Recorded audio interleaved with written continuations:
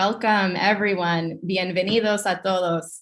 Thank you so much for joining New Economy Project and the Vance Center for International Justice today for this virtual convening, Public Banking Around the World, Lessons for New York.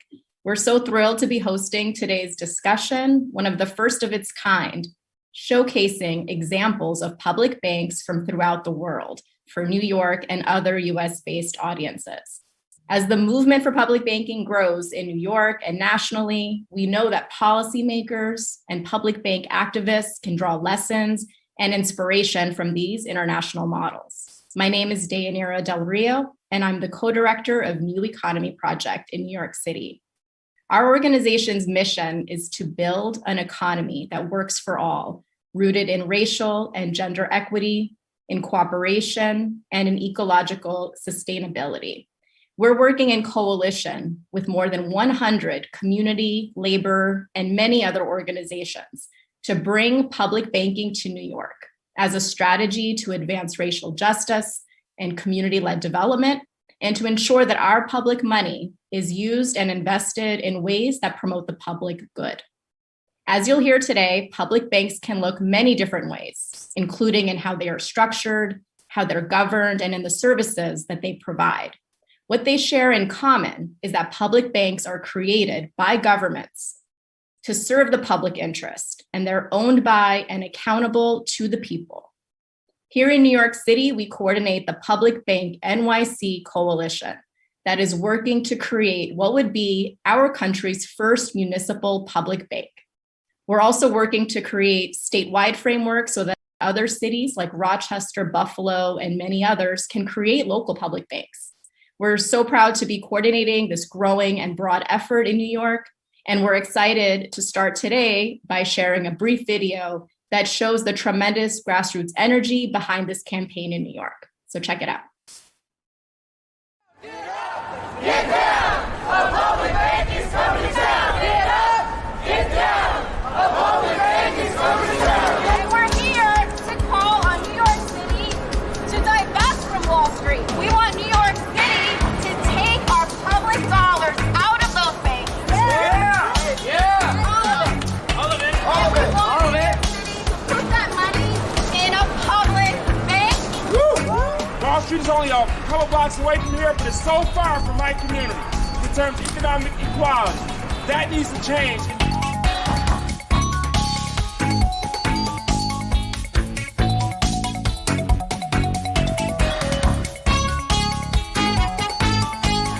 Communities such as East New York need this tool to combat the JP Morgans of the world, the HSBCs, the Capital Ones, all of these local institutions that love our deposits but won't do anything to reinvest back into our communities.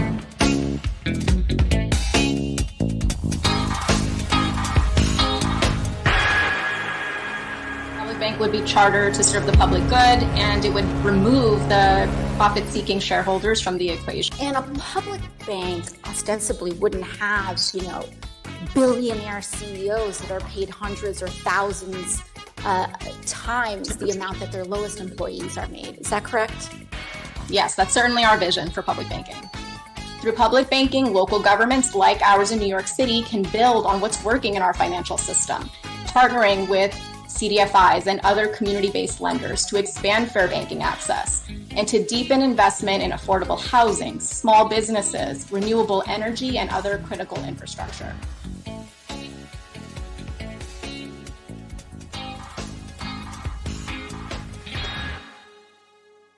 Nos urge un banco público ahora. La solución es ahora. Ahora. Yes, tell it. Economic justice. So as you can see, the campaign for public banking in New York is on fire. We wanted to make sure we brought that energy and that grassroots organizing into this space today. As we work to bring public banking to New York, we're learning from and with allies all over the country, many of whom we know are watching today. And we're also learning and drawing inspiration from models all over the world. As many of you know, public banking is relatively new here in the US, but it's common throughout the world. And as you'll hear today, there are in fact many hundreds of public banks operating in different countries and diverse economies in the global South and North. We had the opportunity recently to collaborate with the Vance Center to survey 7 public banks on 4 continents to learn more about their structure, how they're governed, and the roles that they play in their cities and states and countries to advance financial inclusion and deliver aid during the pandemic, and so much more. We're excited to share the findings with you today. The report is actually being released today on the Vance Center's website, and you'll hear more about that shortly. You'll also hear directly from 2 representatives of public banks profiled in the report, and from a preeminent researcher on public banking, who will shed light on the role that public banks have played over the past year and a half during the pandemic and as we confront a worsening climate crisis. We'll then bring the conversation back to New York and hear from local activists about the work underway to create local public banks in our state and how you can get involved. And finally, we're going to open it up for some Q&A. So whether you're watching on YouTube or Facebook or Twitter, please feel free to add questions and comments in the chat and comments so that we can draw on those during that discussion. To get us started now on the report findings, I'm pleased to introduce Reena, Sahni, a partner in the law firm Shearman and Sterling, which collaborated with the Vance Center and New Economy Project to carry out this survey. So thank you, Reena. Thank you, Day, and thanks to the New Economy Project for inviting me to participate in the presentation. And thank you to the Vance Center and the New York City Bar Association for the opportunity to partner with them on this project. Our team at Shearman and Sterling was pleased to serve as coordinating counsel, working with local counsel in 7 different, very diverse jurisdictions to survey public banking models in those countries. The Vance Center was instrumental in tapping into their network to identify relevant jurisdictions, to call on counsel in those jurisdictions, and to coordinate the answers among the group. So the goal of the partnership was to prepare a comparative report examining the similarities and differences between public banks in various jurisdictions. For purposes of the report, the selected jurisdictions included Argentina, Costa Rica, Chile, Mexico, Canada, Malaysia, and Germany. And we're lucky, as Dave mentioned, to have representatives of some of those banks on this panel here today. The banks selected represent a broad and diverse cross-section of the world's public banks, encompassing those located in the global North and South, developed and developing economies and those in between, and different political systems with different underlying ideologies. As part of the fact-gathering process, we prepared a detailed list of questions to delve into the manner in which the selected public banks were organized and operated.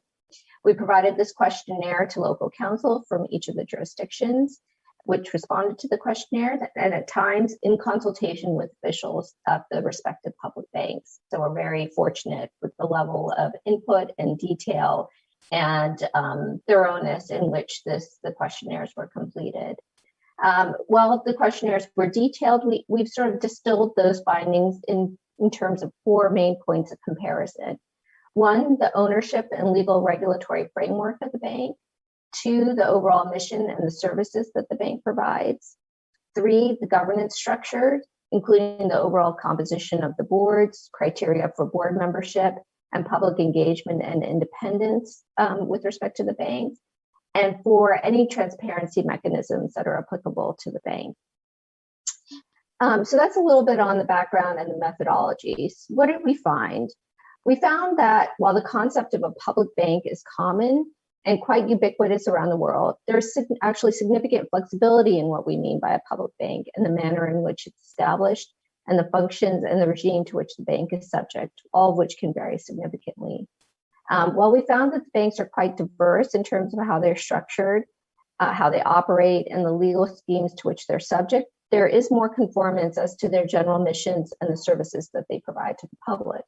Most of the banks also operate alongside a robust private banking sector, and some have even entered into partnership with private banks.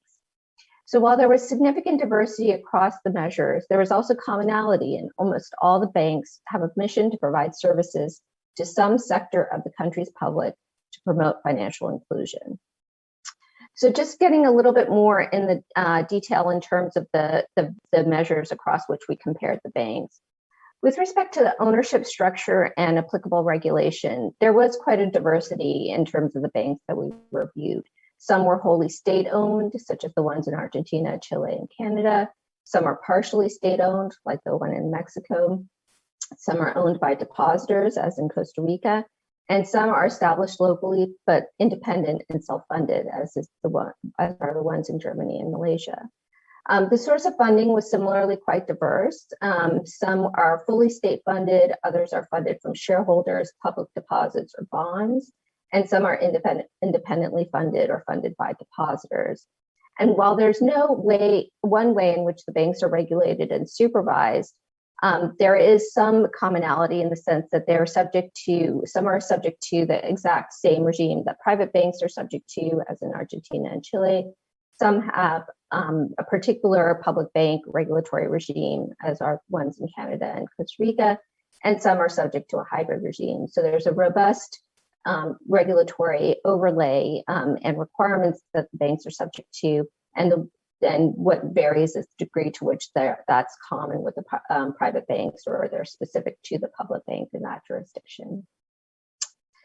Secondly, with respect to governance structures, we found that they all had quite similar governance structures. For the most part, they're governed by a board of directors. Some or all of whom may be government appointed, depending on the bank. And there are independence requirements for certain of the banks, including those that are organized in Germany, Canada, Malaysia, and Costa Rica. In terms of transparency, most of the public banks were required to publish financial reports to allow for auditing. So there was a fairly common level of transparency that's provided by the banks in each of the jurisdictions in terms of financial solvency and the financial sort of wherewithal of those banks. And finally, with respect to the mission of the banks, we found that they were all broadly similar in that they're intent on promoting financial inclusion, developing local businesses or economies, or addressing social issues. This is where we found really the most uniformity among the banks. So most provide some blend of retail and institutional services to ensure that financial services are available to the public, either within the country, within a specific region of the country, or a sector of the public. So I would say that in summary, while the public banks we've reviewed followed a variety of organization models, they shared a common approach to the mission, to the services they provide, in their approach to governance, and in the transparency they provide to the public and how they execute against their mission and their financial solvency. And with that, I'll turn it back over to Day. Thank you so much, Reena, for that summary. We're going to turn now to the panel and dive into some of these examples. And starting us off, we have Mauro Folegotto from the Banco Ciudad de Buenos Aires. Mauro directs financial inclusion efforts at the bank and is going to share more about that work.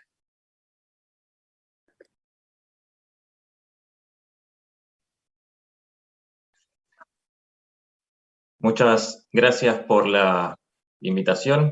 Estamos gustosos de compartir este espacio con ustedes y además compartir las experiencias en términos de... Thank you for this invitation. We're so happy to share the sustainable banking practices that we do in Banco Ciudad. So let me start with a brief intro regarding the bank. This is the official bank of Buenos Aires. It's a public bank. And the main objective of their credit policy is to promote jobs, and it prioritizes assisting micro and small and medium businesses and also social credit. It was founded in 1878 with a very clear social role where it clearly wanted to combat shark loans and also provide accessible credit and low interest to the citizens of Buenos Aires. From that moment till now, the bank continues providing financial services and makes them available to the general community. We know that there are many communities that nowadays still remain outside of the banking services, and it's part of our mission to include them and sell these financial tools for them to be able to do it. So that's why that during these past years, the bank learned how to read the existing barriers towards financial inclusion that generates some vulnerabilities, financial vulnerabilities to our community. And we seeked out opportunities in order to reach some stability and financial health. And we focused on two main points. It's access to financial products, and on the other hand, is a correct use of these tools. Regarding access, the barriers that they're facing are common in general, and they're diverse. We have topics from geographical distance that exist between certain towns, or what's the nearest ATM or the nearest branch. There's topics regarding eligibility, and this means that many times the documents that are required in order to open a bank account has a credit cost, and they tend to be very strict and leave a lot of communities outside of these financial services. And again, there's high cost for transactions and tax interest fees that make these products inaccessible to part of the population. So what did we do in order to work on these areas? One thing that we did was guarantee what is an equitable distribution or of the branches, ATMs, around all of these communities. Of course, we know that digitalization and finances is a process that is growing by leaps and bounds, and we're going along with it, but human contact and presence continue to be important to certain people or populations. So the bank, in this sense, was the first bank that in 2012 opened a branch and an attention center in a very vulnerable or informal pocket of Argentina. We did that in Piletones and other marginalized communities. And from there, from that experience, we continue to expand to other vulnerable communities, installing a mobile ATM that could go throughout different parts of the city. And we did a good work in research. For those who don't know, Piletones, this is an informal community or an emergency community, how it's called in English. It has more than 18,000 people that inhabit it, and the main inhabitants are immigrants from neighboring countries. And it has connections with other communities. They have a precarious and infrastructure, lack of public services, and the housing continues to be built informally.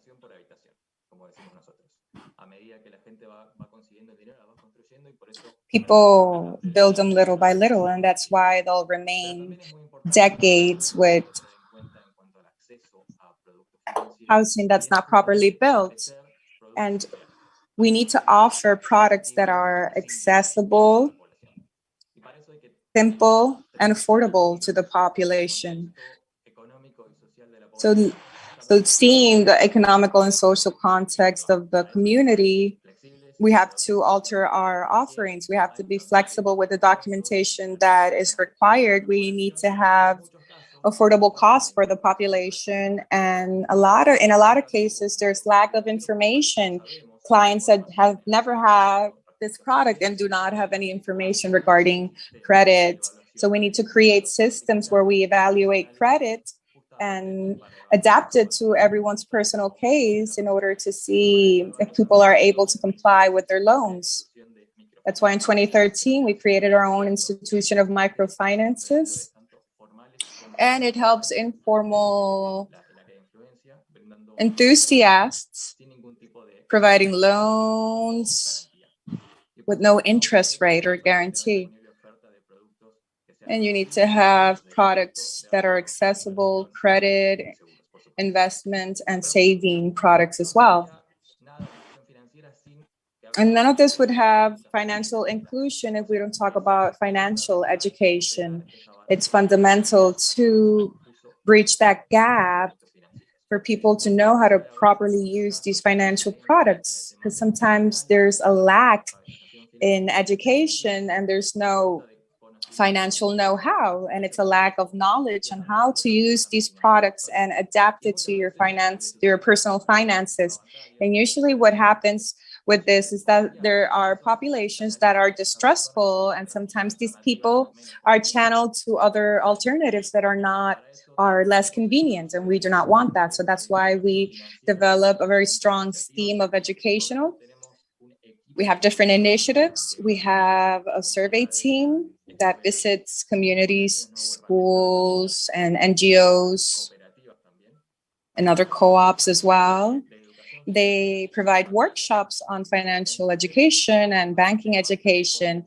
They talk about how to budget, how do I open an account, how do I invest, how do I save up, how do I don't get into debt, because it's something that's happening a lot in Argentina, and to provide people with the tools so they could compare products and see what's best for their finances. On the other hand, we have an institution IME, and it gives assistance to small and medium businesses, and is in connection with the universities and colleges of the country. And lastly, we have an online platform called Finances in Order to Grow with the foundation Banco Ciudad, in order to cover all the topics in a very simple and concrete way on financial education, because we know that many times talking about this in a simple manner could create benefits. So I think I've gone over my time, and I'm going to leave it to the next panelist, and then I'll go back on some other sustainable finances. And thank you. Great. Thank you so much, Mauro. And I think that was a really interesting overview that Mauro provided about some of the services that the bank provides to meet needs in Buenos Aires. You're also going to hear during the discussion about some of the activities that the bank specifically does not finance as part of meeting its mission. So thank you, Mauro. We're going to move now over to Chile and hear from Soledad Ovando, who is the Assistant Manager of Public Affairs at Banco Estado de Chile. Hola, buen día para todos. Muchas gracias por tener esta oportunidad que nos da New Economic Project. Hi, good morning, and thank you for this opportunity to talk about the Banco Estado experience. I'm very honored to be part of this panel. And Banco Estado is a bank that's 100% property of the state. It was created in 1952 through a law of the Republic that created the bank. Just as private banks have a statute, we have an organic law that created it in an autonomous way. So the board and the higher administration is designated by the government. It's a bank that works in an autonomous way. And something special about it is that it has a well-defined mission in terms of driving economic development in the country, especially in the population that doesn't have an easy access to services. And it still has to follow the same regulations as any other bank in the private system in Chile. In this space, the challenge for innovation to reach a population that private banks don't take care of. Well, it's been marked by 3 or 4 work lines in the past few years. First, financial inclusion.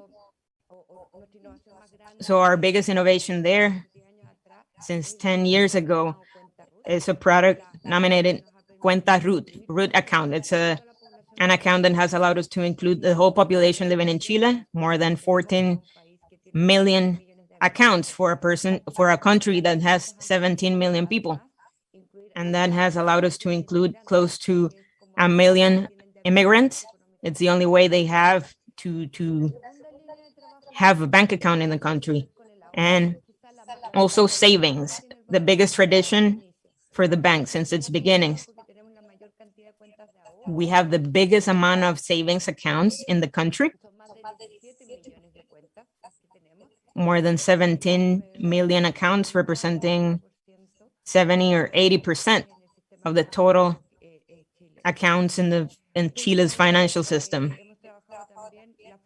We've also worked with a way to reach all the territories around the country.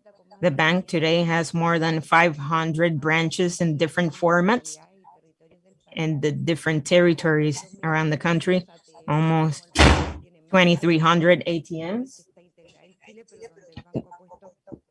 We have an integrated network in Chile, but the bank has put the most ATMs and more than 33,000 cajas vecinas, what we call. And so we have financial services around Chile through Caja Vecina, which is a different model of non-banking correspondence, entrepreneurs in the different neighborhoods in our country, and they offer financial services from the bank, certain types of financial services to the populations in those territories, in a sort of society, an alliance that they do with the bank. And lastly, in the past few years, we've been working with opening new channels for entrepreneurship. We were the first bank in Chile that started working with financing for micro businesses 25 years ago through a specified micro business program. And this program has become a model for the whole Latin America. We've had more than 800,000 micro business people or micro entrepreneurs. And somehow we started paving the way for that so that the rest of the industry started thinking about how to take care of this type of client who have all the characteristics that Mauro has already talked about when he talked about Banco Ciudad. Today, in big numbers, the bank has close to 15 million clients. We're the biggest bank in Chile, and they're divided among the different lines and accounts that I mentioned. And something very important is that the whole infrastructure that we've been created this whole time has allowed us to fulfill a very important role in public policy. For example, with the pandemic this year, with 3 impactful ways.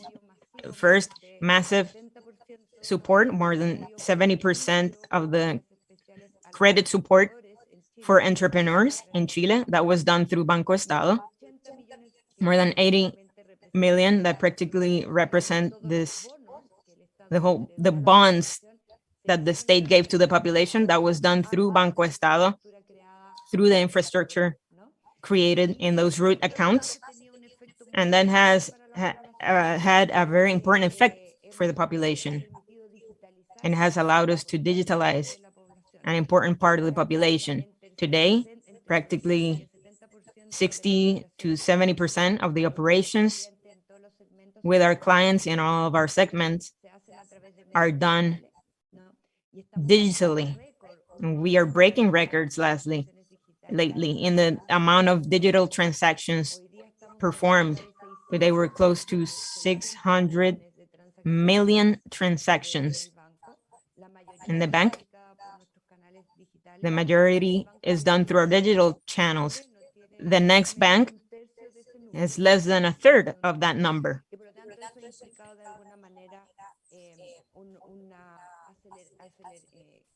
So that has sped up digitalization, and it makes it easier to access products and services that the bank offers. Lastly, I wanted to mention that recently, and we can talk about this later on in the Q&A, the bank has a green agenda. We're the first Chilean bank that adhered to the United Nations Race to Zero campaign a few weeks ago. And that's a very important development internally and in terms of the products and how we're gonna, and the products we're gonna push. You know, financing with a green sense, more sustainable, with a very special focus in our case in small businesses, because the big businesses have their own resources to do it. In our case, we're focusing especially in micro businesses, small and medium businesses. I'm going to wrap up there, Deyanira, and we'll see in the Q&A if they want us to talk about anything else. Thank you. Do we ever? Thank you so much, Soledad. There's so much to say, and we appreciate these framing remarks. And thank you, Soledad, for speaking about some of these partnerships. Again, just a reminder to please feel free to add questions in the chat, and we're going to draw on those for the Q&A coming up soon. Next, we're going to hear from Thomas Marois. Dr. Marois is a senior research fellow at the University College in London. He's also the author of several books on public banking, including Public Banks and COVID-19, Combating the Pandemic with Public Finance. And Dr. Marois will share with us some of the policy responses to the pandemic and how public banks can support other policy objectives. So thank you, Doctor. Thank you very much. And thank you for the invitation and for everyone for joining this conversation today. And special thank you to Soledad for really paving the way for my short discussion here on the responses of public banks to COVID-19. And I would add that bank, public banks and COVID-19, is available online for free. It is a project done by about 24 different researchers from around the world that we undertook in the midst of COVID. And it was a labor of love. It was something that, as researchers and academics, we understood that there needed to be some sort of message given to the world, in a sense, and some sort of investigation in terms of what public banks have done in response to COVID-19, and that should not be behind a paywall, but very much downloadable for free. So you can Google it and it'll come up, no problem at all. I was asked to sort of reflect on that book and in general on the findings that we have for public banks in response to COVID-19. And what Soledad described in more detail is a strong reflection of what we see has been happening, continues to happen, because we're not in the post-COVID world yet, unfortunately, around the world. And we looked at, myself and the other researchers in the book, about 28 different cases of public banks, North and South. And we, the 24 different researchers ended up writing about 22 different chapters. And then much like the work that Reena has done on their report, we tried to condense some of those lessons, and particularly to pull out what we saw as some of the more promising responses or let's say practices of public banks around the world.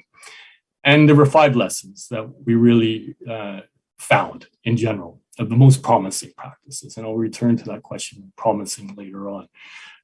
But first and foremost, what was quite evident, whether you're looking at Argentina, which is one example, or China, or a number of banks in Europe, is that the public banks that, in a sense, had a public mandate, and I'll return to that again at the end, were able to respond very, very rapidly. In some cases, within weeks of the pandemic being announced or declared in their country and the sort of full stop of the economy, and responding.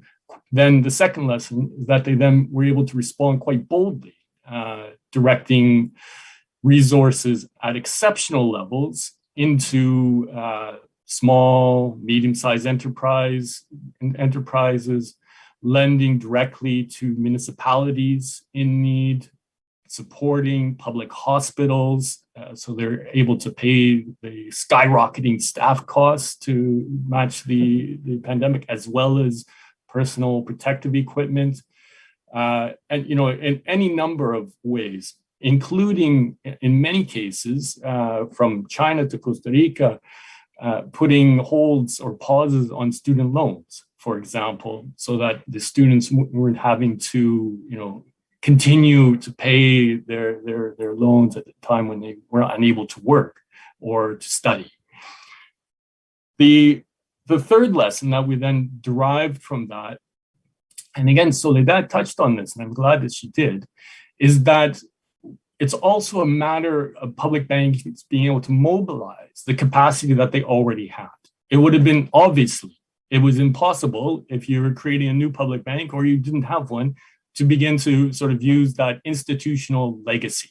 And I think there's no other way to talk about it, but as a legacy, both in financial terms, but also in knowledge terms and in cultural terms in many cases in a number of countries. There's strong links there that the banks were able to mobilize to respond to the crisis. Another then fourth lesson that is quite important is that we saw throughout Europe, but not only in Europe, worldwide, that at this moment of crisis, an unprecedented crisis, let's say, these public banks then built on pre-existing public solidarity networks. So it might well be with other pension funds or with public service authorities, water providers, public hospitals, and so on, and including with other public banks to really maximize and leverage their capacity to sort of lend into the crisis and to help resolve the crisis by building on already existing public-public relationships in ways that simply are impossible without those existing networks. So you see, the channeling of pension funds and so on into public banks that then get lent onto governments or onto hospitals. The final one, and this is really the main point, is that where we saw promising responses, this was often, in many ways, a direct causal response to these banks having a clear public purpose mandate. They were legally and historically sort of commanded, if you will, or given this public purpose trajectory or directionality that enabled them at that moment of crisis to really, act boldly, lend quickly, develop relationships, and respond to the crisis.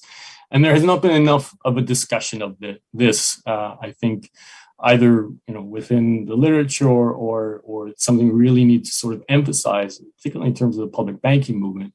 Because another point that we make is that it is not simply because a bank is public that is able to respond, or that it does respond, or that it responds in any way that we would consider progressive or public in nature, but it's because these banks have been made to do so. They have been legally commanded to do so, or are held legally and responsible to do so by those who own and control it. And it's a very important message. I know my time is pretty much up here, but I would say, these same lessons, the response to the COVID crisis in terms of public banks' ability to act boldly, rapidly, to mobilize their existing resources and legacies, and to really trade on existing public solidarity networks, as well as their relationships to communities, SMEs, small businesses, cooperatives, and so on, is the same kind of lessons that we need to respond to the climate crisis, which is as severe and in many ways a much more difficult crisis to respond to, and one that requires the same kind of, in many ways, crisis response, but also coordination and understanding and trading on the legacies and the knowledge and expertise that public banks have. But at the same time, that also must be held democratically accountable, and their operations held transparent to the communities in which they're owned and controlled. And with that, I think I will pass it back to you and look forward to the questions. Thank you so much, Dr. Mauro, for your presentation and for all the research and work that you've done on public banking. I know that not just in New York, but nationally, groups are really drawing from your scholarship on this. So thank you. Before turning it over to our final panelists, I do want to note that earlier I mentioned how public banking is relatively new to the US, although common around the world. We do have in this country a long-standing, more than 100-year-old State Bank of North Dakota. I'm sure many people watching are familiar with that model. And I just want to note on this subject of COVID-19 pandemic relief that North Dakota actually was able to get more relief out to small businesses through the federal Paycheck Protection Program that the government created when the pandemic hit. than any other state, and that's largely credited to the role that the State Bank of North Dakota played, helping to coordinate among local small banks, and even purchasing some of those loans to help spread out the risk and cost of those loans. So looking forward to hearing more in the Q&A and discussion. Our final presenter, bringing it back to New York, is Melissa Marquez, who is the Chief Executive Officer of the Genesee CoOp Federal Credit Union in Rochester. And Melissa is going to share more about some of the work her small financial cooperative is doing, an outsized work really, and how a public bank would support that work in New York. Thank you, Day. I'm really happy to be part of this incredible event. I'd like to briefly cover 3 topics that are all connected to our discussion on public banking around the world and the lessons for New York. The first is about the community development financial institution that I work for in Rochester, New York. The second is the changes in the financial marketplace impacting people in urban and rural communities alike that make public banking for the public good so important.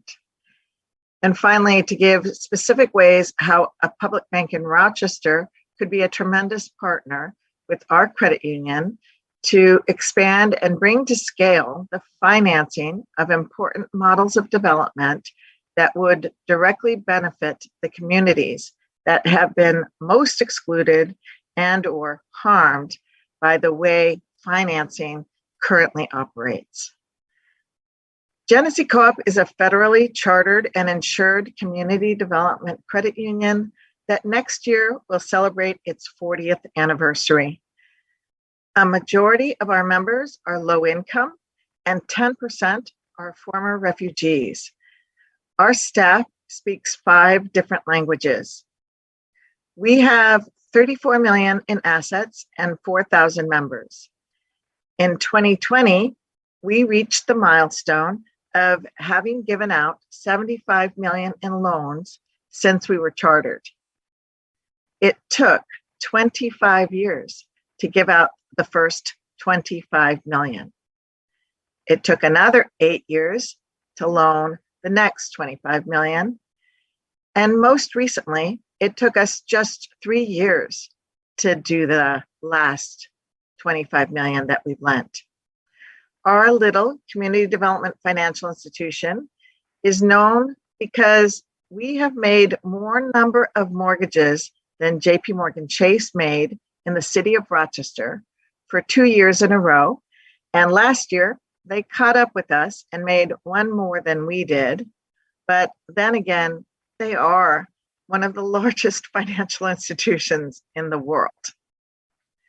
Which brings me to my second point. Banking in the US is just not what it once was. Banks on neighborhood corners and on main streets in towns and villages, have closed up and consolidated in record numbers. This is common knowledge and a lived experience for everyone in the United States. Bank mergers have changed the financial landscape. And this has even happened within the credit union world. While financial institutions need to be high tech, they also need to be high touch to fully serve all people well. And profit institutions, accountable to shareholders, are not going to be there to serve all people.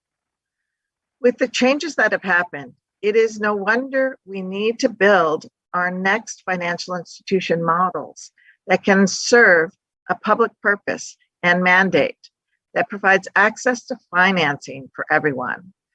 In the same way, we have had increasing concentration of wealth and therefore increasing inequality. The same thing has occurred in the world of finance. That is why our Community Development Credit Union and many others like us in New York have come together to support the New York Public Banking Act. We envision a new framework to help finance the kinds of projects such as permanently affordable housing, small and worker-owned businesses, renewable energy initiatives, with a particular lens that is focused on benefiting those who have been excluded or impacted most by historical and systemic racism. That is, people of color, especially in Black and Brown communities.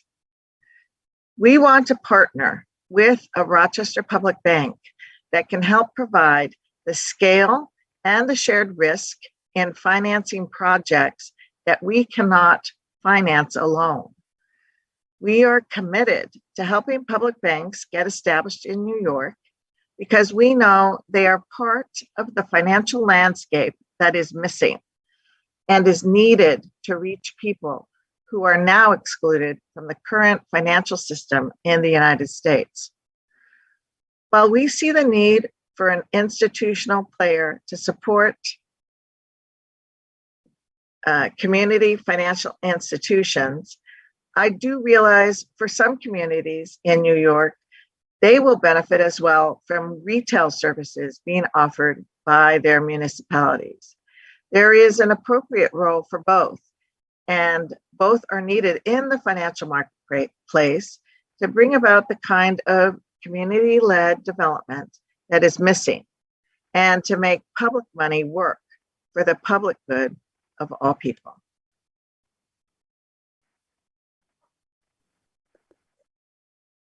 Thank you so much, Melissa.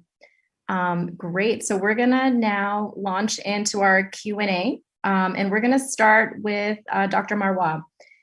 So one interesting finding from the survey that Vance completed was that Costa Rica's Banco Popular is worker-owned and has gender equity principles, among others, enshrined in its actual governance structure.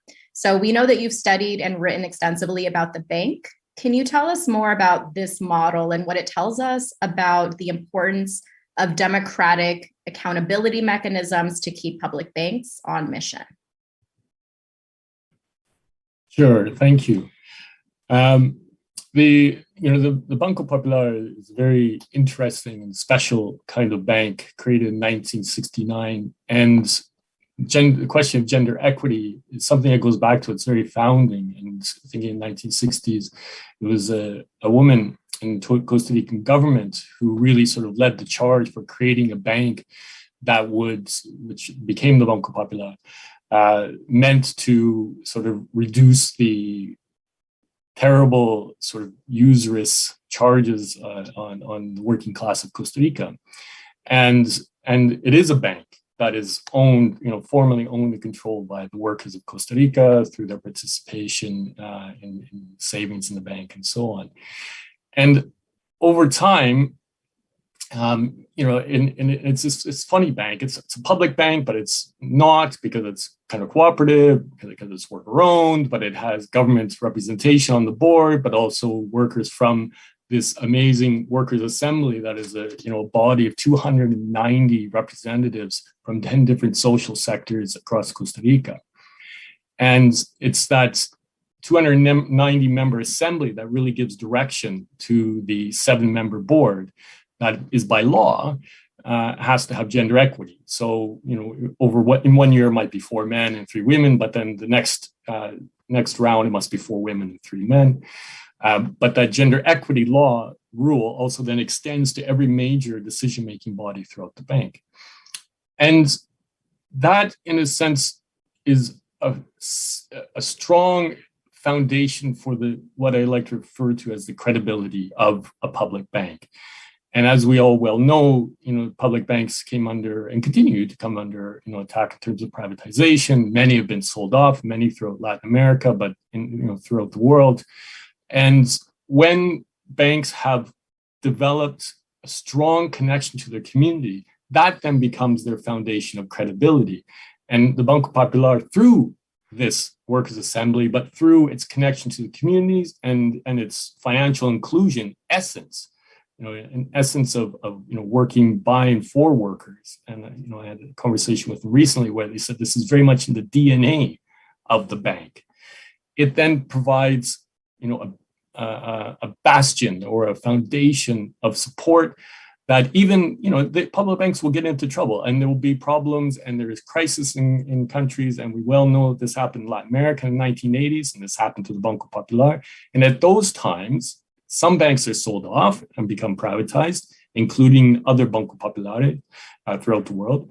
But in the case of Banco Popular in Costa Rica, its social foundations became the foundation of a movement, in a sense, to reclaim the bank and strengthen its social foundations over the next several years. And then that became formalized in what's called the 2002 Democratization Law, a formal public law that writes in the necessity of this strong democratization. And the bank continues then to use this community representation, this form of democratization, gender equity requirements, as a means of renewing and recreating and remaking the bank within society itself. And so over the last few years, they've gone through nationwide consultations that then sort of restructured the bank and gave it a much stronger green orientation, sustainability orientation, a stronger orientation towards call to redistribute a certain portion of its profits to its now social bank, but also in terms of expanding the business itself. And so it's a way in which it maintains that connection to Costa Rica and its society, and then reinforces what the bank does for that society in turn. Thank you for that answer. It's such a fascinating example. So next we have a question that came in from the YouTube chat, and this is for Soledad. If you can share a little more about the green projects you mentioned in your presentation, share a little bit more about what kinds of projects the bank has financed.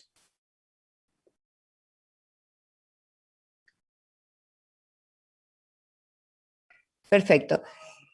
Bueno, el banco viene trabajando en Perfect. Well, the bank has been developing these green finances approximately 3 years ago. This is a relatively new topic for banking in general.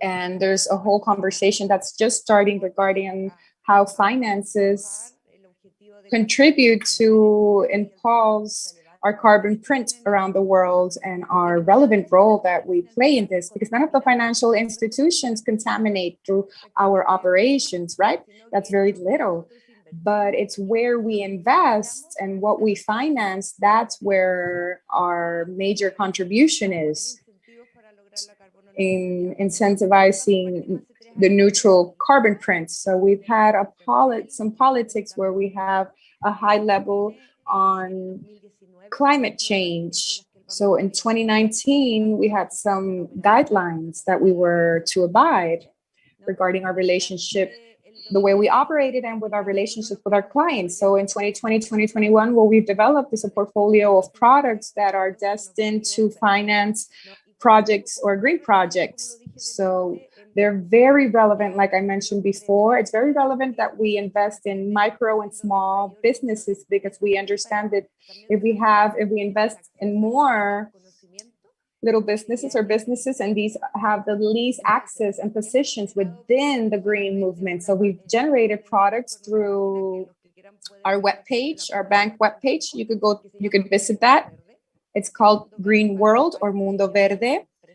And there's a hotline for small businesses or businesses that are providing support for projects that are pro renewable energy. And there's also electromobility, so people could change their whole fleets, or if there's transportation businesses in order for them to change to green cars or hybrid cars. There is a line for efficiency in water use that's called We Give them More Technology in order to irrigation practices. There's another line for irrigation, soil irrigation. And we're also working with an insurance that contributes that for these green efficiency projects, for them to have an insurance that allows them to secure the costs that they're going to incur implementing these new technologies.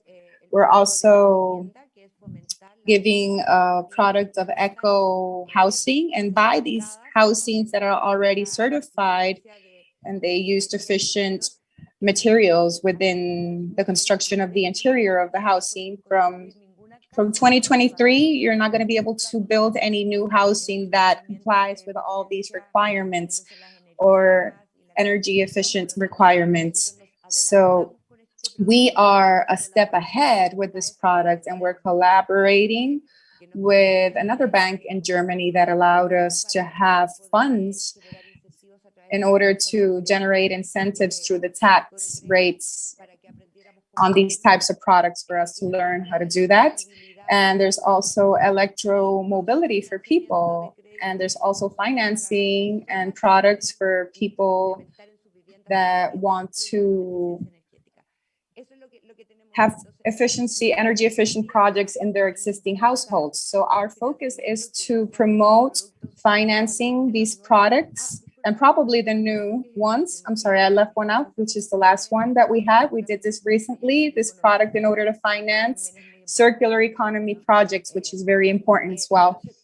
And nowadays we're working for 2022 for it to be a year where we promote this more strongly, or the use of these type of products, and for us to invest within these type of products.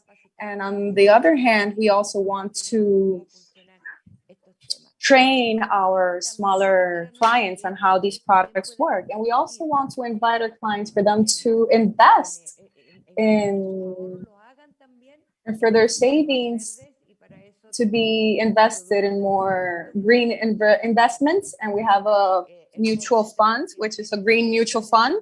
And what it has is investments that are in a series of sustainable projects. And that's a little bit of what we have up to now.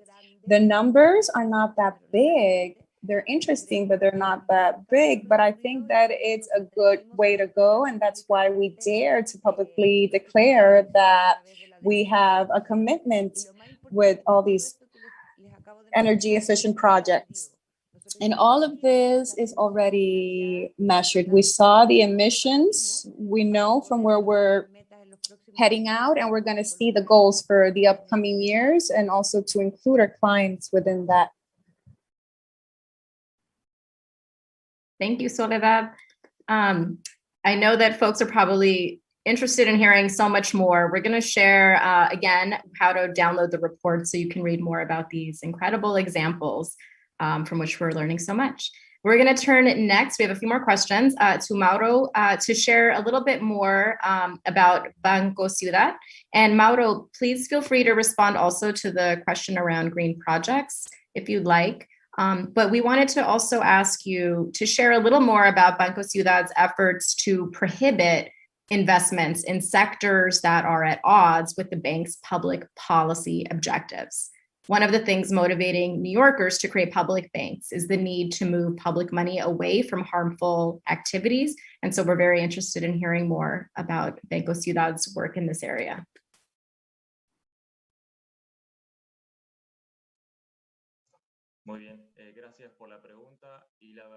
Very well. Thank you for the question. And we're very much aligned with what Soledad was saying in terms of green policies. We do have a very diversified portfolio in terms of economic sectors, which it finances, commerce, industry, agriculture. But something interesting is that the portion of the portfolio destined to finance energy project doubles. It's double the general one. And that has a lot to do with these green initiatives. The bank, along with other 20 institutions in Argentina in 2019, signed the first protocol for sustainable finances. And the objective is to set a framework and sustainable strategies that can be sustained long-term and that go within each bank institution, but also, as Soledad was mentioning, towards the outside and the things it finances and activities it does. At this point in 2018, the bank received a loan from the Inter-American Development Bank, along with mutual funds. It was destined exclusively to finance renewable energy projects like solar parks,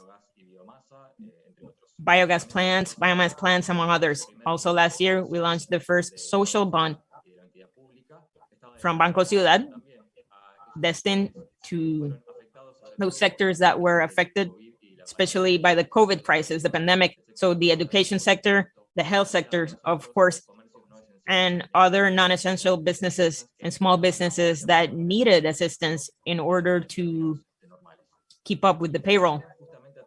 And this year, through that framework and the protocol that I was mentioning, we implemented for the first time in Argentina, I think the first public entity that does it, a system for risk analysis, environmental and social ones. And that assesses and includes a new risk analysis for all corporate clients to see if they're taking care of the environment, if they have a control on the residues, the waste and pollution they generate, if they comply with legislation, labor and legal, if they're certified by Norma CISO, if they work with social justice, if they have a volunteer program. All these indices are part of the indicators that are taken into account in this analysis. And we also have an exclusion list. So we must see if the activities that we're financing is in any of these items in this exclusion list. This list has 24 items. Of course, anything that's illegal financing illegal activities, of course, that's something we're not going to finance. Child labor, tobacco industry, deforestation. If they handle radioactive materials and they don't comply with the codes established by the city or the country. So this initiative allows us to see what our impact is on the environment, and that's why we work on sustainable policies in the bank. Thank you so much, Mauro. That's incredibly fascinating. We have one last question, and then you're going to hear how you can get involved and take action in New York if you'd like to get involved. And we're going to again share how to access the full report and some other wrap up. Melissa, can you share with us the status of the campaign to bring public banking to New York? And if there's any legislation people can support, and what do you see as the opportunities and challenges ahead for these coalitions in the coming months? Right. Yes, there is an active and important campaign happening in New York to support the New York Public Banking Act, which has been introduced in both the Assembly and the Senate.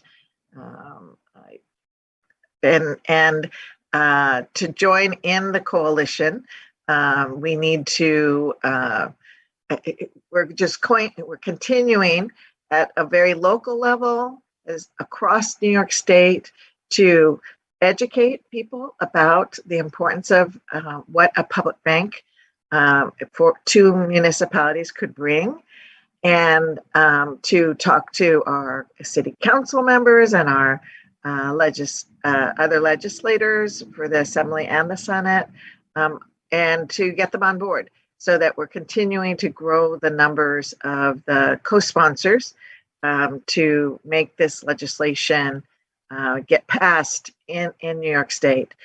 We are talking with and will continue to pursue legislative champions who can support the bill and get the leadership of the Assembly and the Senate behind this bill, because it's so important to New York and it's so needed, especially in terms of a just recovery from the pandemic, much as what people have been speaking about, what Thomas was talking about, to get this infrastructure in place and this framework to be able to let municipalities establish public banks that can really help support the financing needs, whether it's for green energy and solar. It's so exciting to hear about the other initiatives that are happening. and to respond to the pandemic and to be build the institutions that we need to be able to be responsive for any kind of future needs that communities across New York need. See, what was the challenges? I just want to say, I think obviously the opportunities are obvious and clear, especially in a presentation like today. I think the challenges are really just trying to convince and enable to educate more people, and especially our legislative leaders about that, and the financial institutions to know this isn't something to be feared or be nervous or scared by. This is an opportunity that will help all people and all financial institutions, or certainly all community financial institutions, to be able to really more deeply serve and provide financing to benefit the economic development that can be community-led and sustained across New York. Thank you, Melissa. I think this panel has made the case stronger than anything else could about how what's possible through public banking. And while we in the U.S. don't have too many examples currently, we really are the anomaly here. So thank you everyone for sharing such powerful examples of your work. I'm going to turn it over now to my colleague and New Economy Project's Associate Director, Andy Morrison, who's going to share more about ways you can get involved now that everyone's inspired by this amazing panel. Thanks, Day. And I think just to start off with a quick recap of this really engaging and informative discussion, one key lesson that really comes through both in the report and it's very much been reflected in the conversation you've just heard, is that public banks come in all shapes and sizes, but one thing they share is a public purpose mandate. And where that mandate reflects clear strategic objectives and that democratic structures are in place to maintain, accountability and transparency, then public banks can achieve really important public policy goals. And I should note that, as Dr. Mauro said, in his work, this is very much a key theme in his work, and do want to encourage everyone, in addition to checking out Vance's great new report, check out Dr. Mauro's work, which builds on this theme very extensively. So our campaign in New York, as Melissa said, has been working with New York State Senator James Sanders of Southeast Queens. And we've developed with his office and other legislators this groundbreaking bill called the New York Public Banking Act. And it's very simple. It creates a regulatory framework in New York that enables or creates a pathway for local governments, so cities and counties, to pursue public banking. And it addresses governance, public accountability, and much more.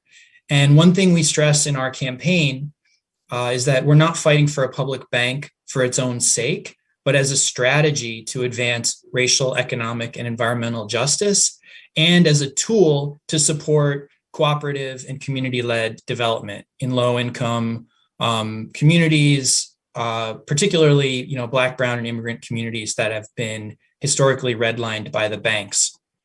And as Melissa discussed, in the wake of the pandemic, in the face of multiple interlocking crises, from climate to profound racial injustice and racial wealth inequality, we need public banking in New York. And this bill would get us there. So through action in our legislative session, which starts this upcoming session, we can make this happen.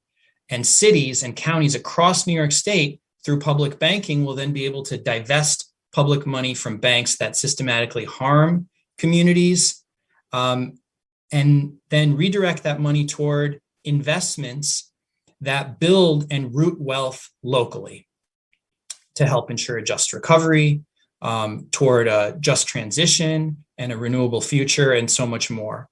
So we have a historic opportunity to bring public banking to New York.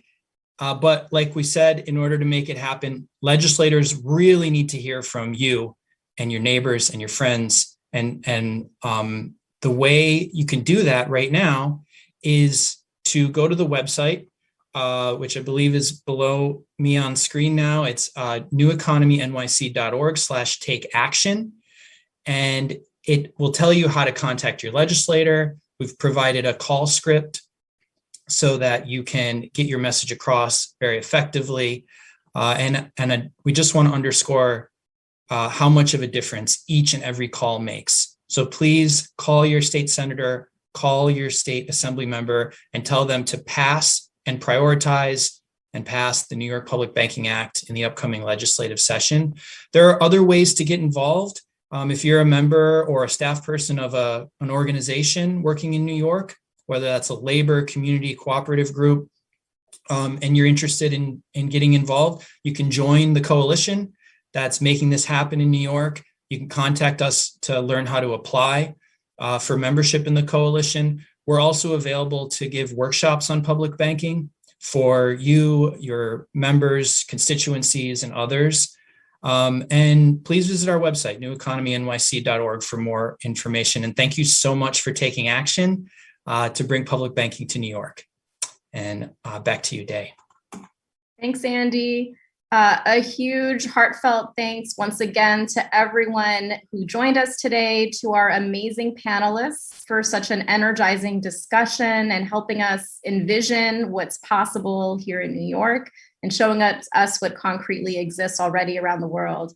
Thank you again to the Vance Center for carrying out the survey project with Shearman and Sterling. And thank you to Shearman for helping us make the connection with Vance.